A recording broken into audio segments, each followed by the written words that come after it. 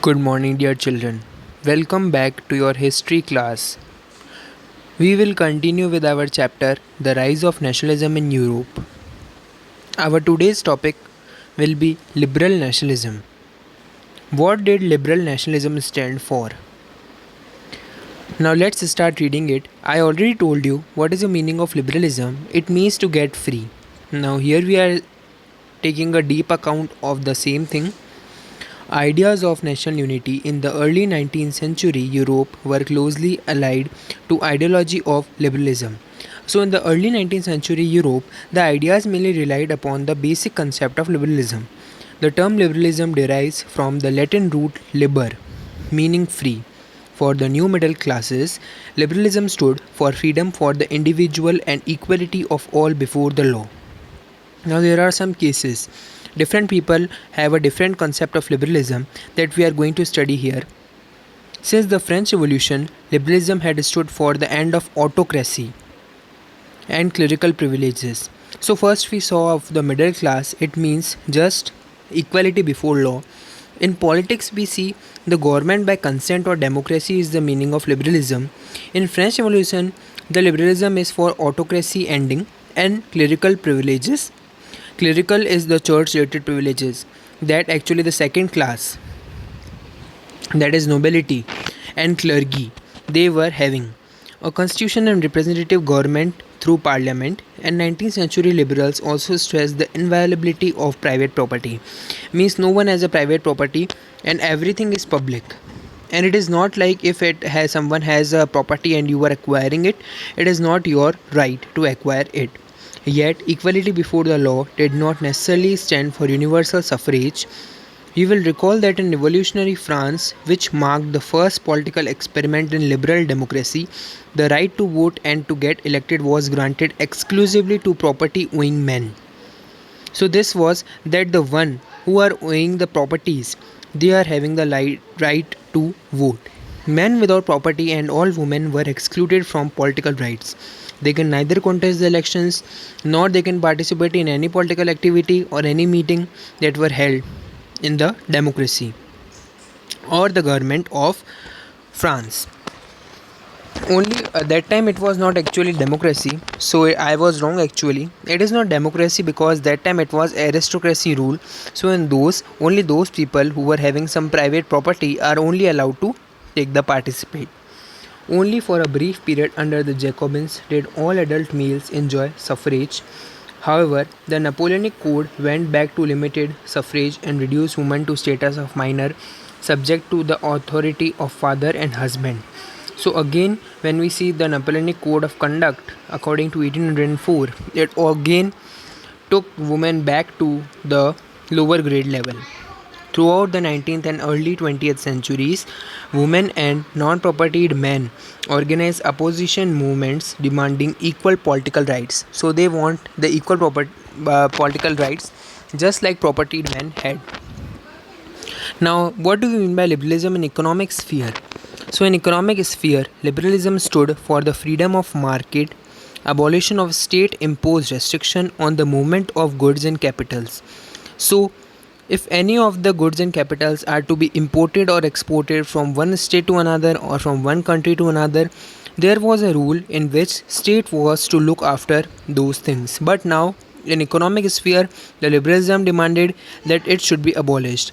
During the 19th century, this was a strong demand of emerging middle class.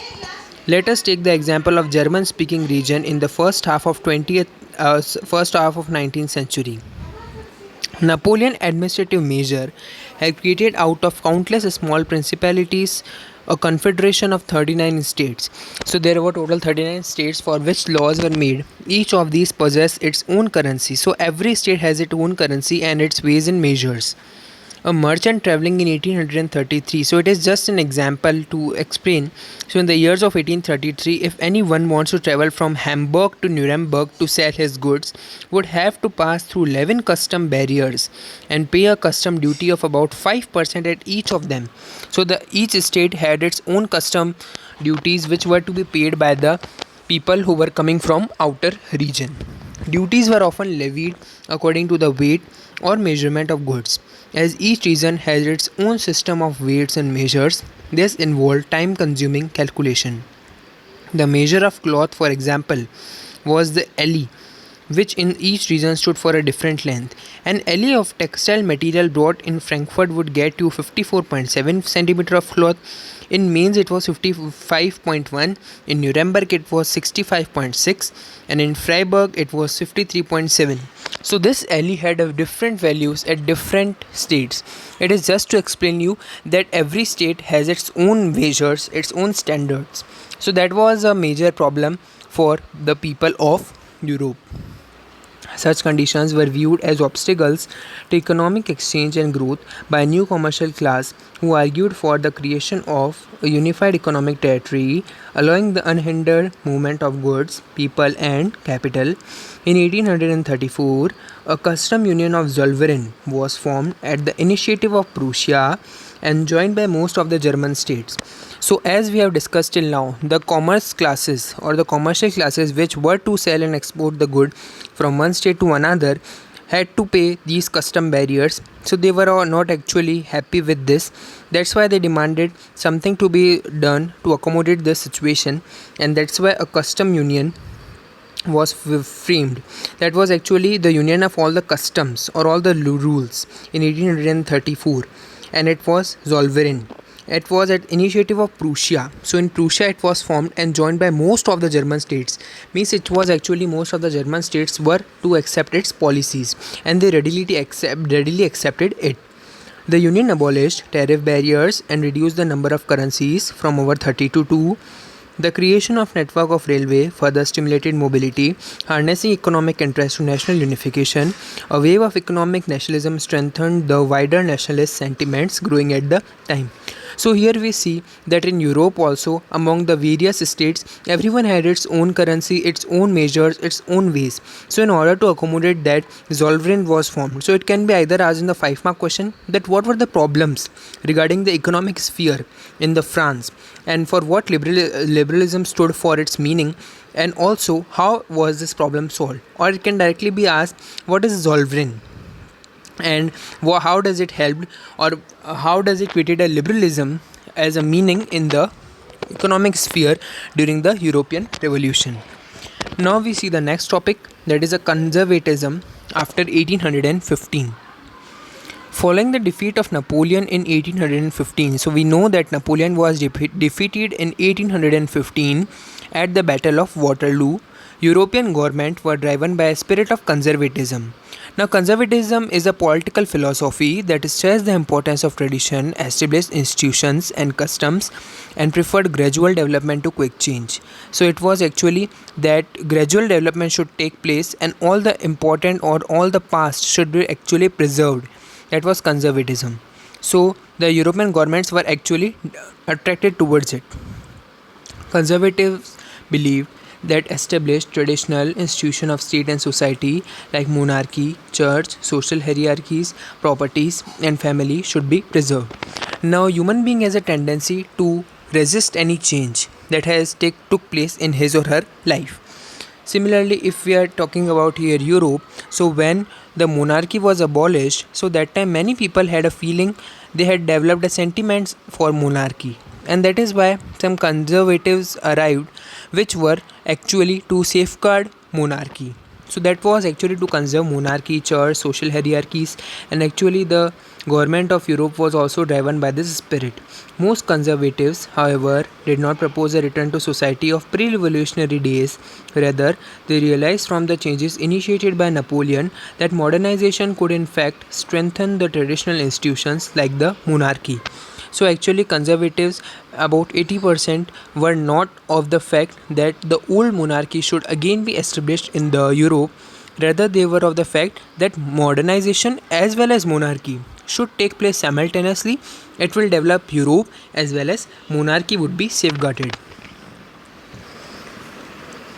It could make state power more effective and strong. A modern army, an effective bureaucracy, a dynamic economy, abolition of feudalism and serfdom could strengthen the autocratic monarchies of Europe. So if you are abolishing fee and serfdom and manorial dues that we have discussed in French Revolution. So it can strengthen monarchy, otherwise the people would again hate monarchy and monarchy would automatically demolish. In 1815, representatives of European power. Now, who were those? They were mainly four: Britain, Russia, Prussia, and Austria. These four you need to learn. Who had collectively defeated Napoleon, met at Vienna to draw up a settlement for Europe. After the defeat of Europe, some accommodation was to be done so that Europe can be accommodated or can be handled properly. So here the four main representatives of European powers met at Vienna. The Congress was hosted by Austrian Chancellor Duke Metternich. So this meeting was actually hosted by Duke Metternich and he was Austrian Chancellor. The delegates drew up the Treaty of Vienna of 1815. Just like we discussed Zollverein, it is another important question of Treaty of Vienna and many times it has been asked in the board examinations. And it was of year 1815. With the object of undoing most of the changes that had come about in Europe during the Napoleonic Wars. So actually, when Napoleon was in rule and the wars that were created had brought many changes in the France. Like it had increased many prices, bread prices rose, as well as the hardship was increased, some voting rights were denied, and many more things. So these all changes were to be reversed. That was the main aim of Treaty of Vienna. The Bourbon dynasty, which had been deposed during the French Revolution that we have studied if you remember, was restored to power and France lost the territories it had annexed under Napoleon. Now when Napoleon was ruling the France, he had acquired many territories which were later submerged into the France country, but afterwards when Napoleon was defeated, those all again areas were detached from France. An old France map was again created. A series of states were set up on the boundaries of France to prevent French expansion in future. So many states acting as boundaries were to be set up on France so that any future expansion could be prevented. Thus the Kingdom of Netherlands, which included Belgium, was set up in north. Genoa was added to Piedmont in south. So in south we saw Genoa in Piedmont that was acting as a border, and in north it was Kingdom of Netherlands. Prussia was given important new territories on western frontiers and Austria given control of northern Italy. But German Confederation of 39 states that had been set up by Napoleon was left untouched. Means yet the 39 states were persisting in France. In the east, Russia was given part of Poland while Prussia was given a portion of Saxony. So Russia, its Poland part was actually acquired during Napoleonic War, so it was again given back. The main intention was to restore the monarchy that had been overthrown by Napoleon and create a new conservative order in Europe. So it was again a matter of fear that those monarchies are again being established by the people. Conservative regimes set up in 1815 were autocratic. They did not tolerate criticism and dissent and sought to curb activities that question legitimacy of autocratic governments. So now the meetings which were held were not listening to anyone. So it was like quite autocratic. Most of the imposed censorship laws to control what was said in newspaper, books, plays, songs and reflected the ideas of liberty and freedom associated with the French Revolution. Member of French Revolution nonetheless continued to inspire liberals. One of the major issues taken by liberal nationalists who criticized the new conservative order was the freedom of press. So freedom of press was not given, and the France people, the meeting, the Congress was actually now again developing monarchy, and they were now autocrat, means they were not listening to anyone, and whatever meetings were held against it were demolished and depressed. Now we can see this cartoon. It is a club of thinker anonymous caricatured dating to c. 1820. Anonymous means unknown, has drawn it. The plaque on the left bear the inscription. The most important question of today's meeting: how long will thinking be allowed to us? Means till how long we are able to think that we are developing again a government for France. The board on the right lists the rules of club, which include the following. Silence is the first commandment of this learned society. So you can see everyone is wearing a mask to avoid eventuality whereby a member of this club may succumb to temptation of speech. Muzzles will be distributed to members upon entering. Now let's discuss about revolutionaries. Now we have discussed of conservatives. We have also discussed about the liberalism. Now we are discussing about revolutionaries. Now everyone has its own importance in the French society, and everyone has its some of the benefits that were to be provided, and everyone that's why were attracted to these three main classes. We discussed conservatives, we discussed liberals. Now it is a time for revolutionaries. During the years following 1815, means after the defeat of Napoleon, fear of repression drove many liberal nationalists underground, because now we see conservatives were again becoming aristocrats, and that's why liberals and nationalists were again being repressed. Secret societies sprang up in many European states to train revolutionaries and spread their ideas. So that's why, in order to continue the revolutionary and liberal ideas, secret societies were set up. To be revolutionary at this time meant a commitment to oppose monarchical form that had been established after Vienna Congress and to fight for liberty and freedom. So after Vienna Congress, whatever monarchical forms were established, now they were need to be demolished because it was not good. Monarchy was again coming on the way, and it is not at all fruitful. So it was to abolish them and also to fight for liberty and freedom. Most of these revolutionaries also saw creation of nation state as necessary part of this struggle for freedom. Now, as we were discussing the beginning of the chapter of developing of the nation states in France, so here is the idea of nation states. They wanted to create a nation states. One such individual was Italian revolutionary Giuseppe Mazzini. Now an important 3-mark question comes from this. He was Italian revolutionary, means he was an idea of revolutionary. He was not liberal. Born in Genoa in 1807, he became a member of Secret Society of Carbonari. So it is the Secret Society was set up in Carbonari, and he became his member in about. He was born in 1807 and he became his member in about 1815 or later on. As a young man of 24, he was sent into exile in 1831 for attempting a revolution in Liguria. As he was a revolutionary, he tried to attempt revolution in 1831 in Liguria, and hence he was sent to jail. He subsequently founded 2 more underground societies. First, Young Italy in Marseilles. We also discussed about Marseilles in French Revolution, and then Young Europe in Berne. So these are the 2 more things that societies that were formed by Giuseppe Mazzini, whose members were like-minded young men from Poland, France, Italy and German states. Means were having same thinking like Giuseppe Mazzini. Mazzini believed that God had intended nations to be natural units of mankind. So Italy could not continue to be a patchwork of small states and kingdoms, and each and every state should become now a nation state.